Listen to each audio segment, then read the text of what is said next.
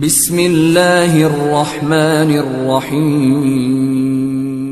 حضرت عائشہ صدیقہ رضی اللہ تعالیٰ عنہ نے فرمایا کہ اللہ تعالیٰ نے پہلے نماز میں 2 رکعت فرض کی تھی، سفر میں بھی اور اقامت کی حالت میں بھی۔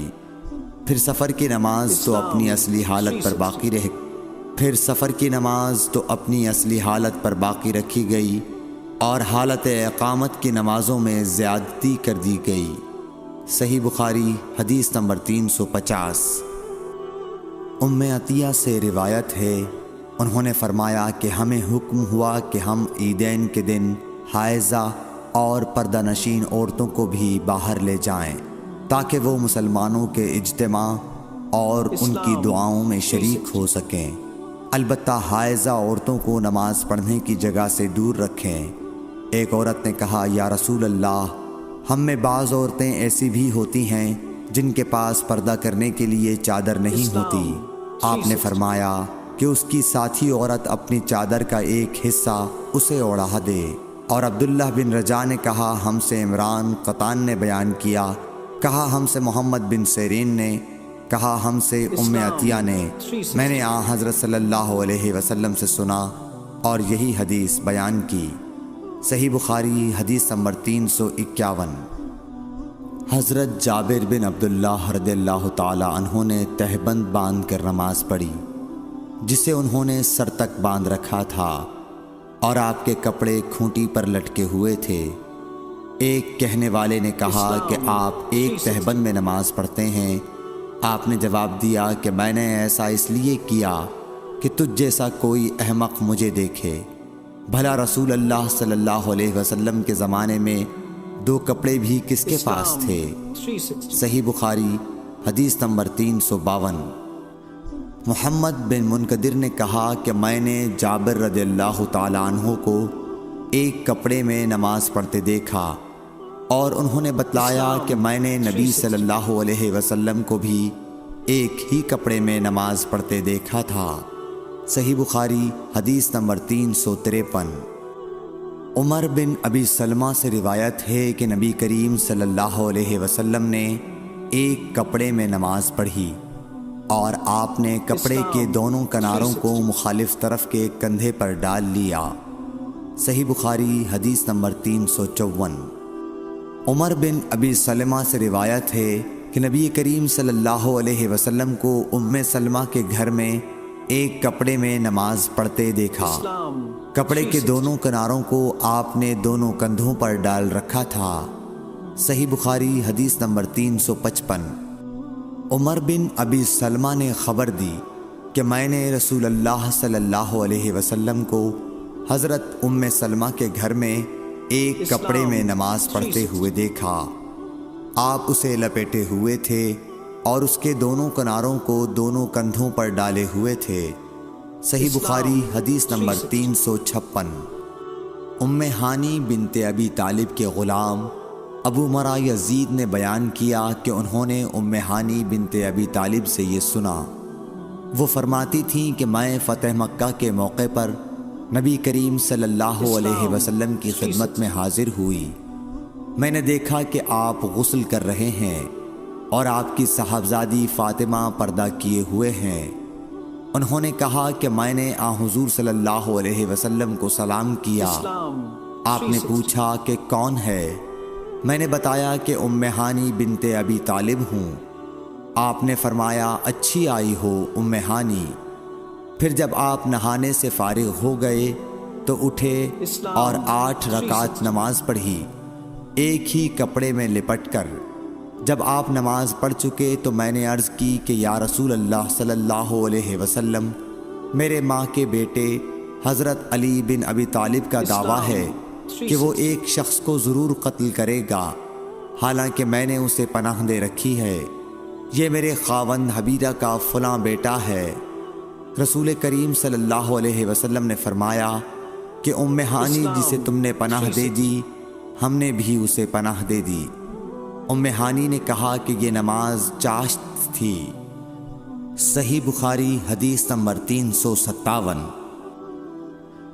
سعید بن مسیب سے روایت ہے وہ حضرت ابو ہریرہ رضی اللہ تعالی عنہ سے کہ ایک پوچھنے والے نے رسول اللہ صلی اللہ علیہ وسلم سے ایک کپڑے میں نماز پڑھنے کے متعلق پوچھا تو آپ صلی اللہ علیہ وسلم نے فرمایا کچھ برا نہیں، بھلا کیا تم سب میں ہر شخص کے پاس 2 کپڑے ہیں؟ صحیح بخاری حدیث نمبر 358۔ حضرت ابو ہریرہ رضی اللہ تعالیٰ عنہ سے روایت ہے کہ رسول اللہ صلی اللہ علیہ وسلم نے فرمایا کہ کسی شخص کو بھی ایک کپڑے میں نماز اس طرح نہ پڑھنی چاہیے کہ اس کے کندھوں پر کچھ نہ ہو۔ صحیح بخاری حدیث نمبر 359۔ حضرت ابو ہریرہ رضی اللہ تعالیٰ عنہ فرماتے تھے میں اس کی گواہی دیتا ہوں کہ رسول اللہ صلی اللہ علیہ وسلم کو میں نے یہ ارشاد فرماتے سنا تھا کہ جو شخص ایک کپڑے میں نماز پڑھے اسے کپڑے کے دونوں کناروں کو اس کے مخالف سمت کے کندھے پر ڈال لینا چاہیے۔ صحیح بخاری حدیث نمبر 360۔ ہم سے یحییٰ بن صالح نے بیان کیا، کہا ہم سے فلیح بن سلیمان نے، وہ سعید بن حارث سے، کہا ہم نے جابر بن عبداللہ سے ایک کپڑے میں نماز پڑھنے کے بارے میں پوچھا تو آپ نے فرمایا کہ میں نبی کریم صلی اللہ علیہ وسلم کے ساتھ ایک سفر غزوہ بوات میں گیا، ایک رات میں کسی ضرورت کی وجہ سے آپ کے پاس آیا، میں نے دیکھا کہ آپ صلی اللہ علیہ وسلم نماز میں مشغول ہیں۔ اس وقت میرے بدن پر صرف ایک ہی کپڑا تھا، اس لیے میں نے اسے لپیٹ لیا اور آپ کے بازو میں ہو کر میں بھی نماز میں شریک ہو گیا۔ جب آپ نماز سے فارغ ہوئے تو دریافت فرمایا جابر اس رات کے وقت کیسے آئے؟ میں نے آپ صلی اللہ علیہ وسلم سے اپنی ضرورت کے متعلق کہا۔ جب میں فارغ ہو گیا تو آپ نے پوچھا کہ یہ تم نے کیا لپیٹ رکھا تھا جسے میں نے دیکھا؟ میں نے عرض کی کہ ایک ہی کپڑا تھا، اس طرح نہ لپیٹتا تو کیا کرتا؟ آپ صلی اللہ علیہ وسلم نے فرمایا کہ اگر وہ کشادہ ہو تو اسے اچھی طرح لپیٹ لیا کر، اور اگر تنگ ہو تو اس کو تہبند کے طور پر باندھ لیا کر۔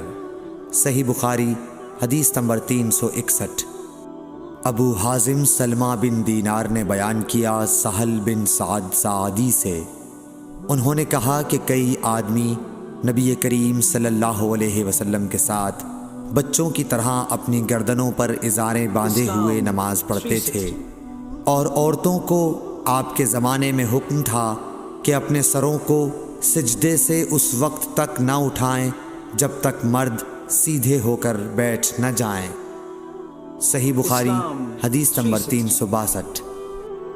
مسروق بن اجدہ نے مغیرہ بن شعبہ سے فرمایا کہ میں نبی کریم صلی اللہ علیہ وسلم کے ساتھ ایک سفر غزوہ تبوک میں تھا، آپ نے ایک موقع پر فرمایا مغیرہ پانی کی چھاگل اٹھا لے، میں نے اسے اٹھا لیا، پھر رسول اللہ صلی اللہ علیہ وسلم چلے اور میری نظروں سے چھپ گئے، آپ نے قضاء حاجت کی، اس وقت آپ شامی جبہ پہنے ہوئے تھے، آپ ہاتھ کھولنے کے لیے آستین اوپر چڑھانی چاہتے تھے لیکن وہ تنگ تھی، اس لیے آستین کے اندر سے ہاتھ باہر نکالا، میں نے آپ کے ہاتھوں پر پانی ڈالا، آپ صلی اللہ علیہ وسلم نے نماز کے وضو کی طرح وضو کیا اور اپنے خفین پر مسح کیا، پھر نماز پڑھی۔